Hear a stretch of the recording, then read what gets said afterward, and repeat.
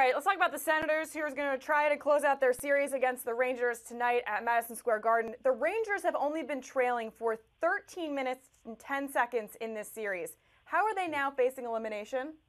Well, they haven't played very well in key moments in Ottawa. They've dominated the series in New York. They won both of those games 3 and 4, relatively easily. Game 1 in Ottawa, they were outplayed, but Henrik Lundqvist was terrific in that game, and it was just kind of a fluke goal by Erik Karlsson in Game 1 that gave the Senators the win. In Games 2 and Game 5, both overtime games, the Rangers really could have won either of those games. They had to lead late. They allowed the Senators to rally, tie the game, and win in overtime. I think the Rangers will win Game 6, and then they will have to play a Game 7 in Ottawa, which is becoming, in this series at least, has been a house of horrors for the Rangers in terms of odd things happening. So we'll see if it plays out that way.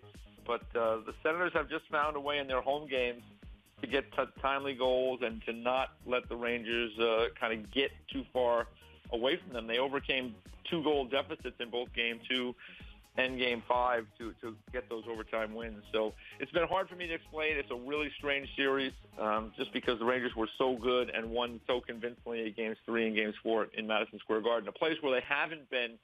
They really weren't great all year. They were much better on the road this year, although in the playoffs they've played better on home ice than they did during the regular season. But it's been a strange series, and if I'm a Ranger fan, I'd be nervous about it. Not so much that they can't win Game 6, but that they would face a kind of similar fate in Game 7, just because I've seen these, the old story. I've seen this movie before, and when a team really outplays you for most of the series, and the series is still going, that's usually bad news for the team that should be winning. So we'll see if the Rangers can turn it around. And they have a lot of experience, too, in these kind of situations. The Rangers have played a number of long series and 7-game series over the past several years, so that should help them in this case.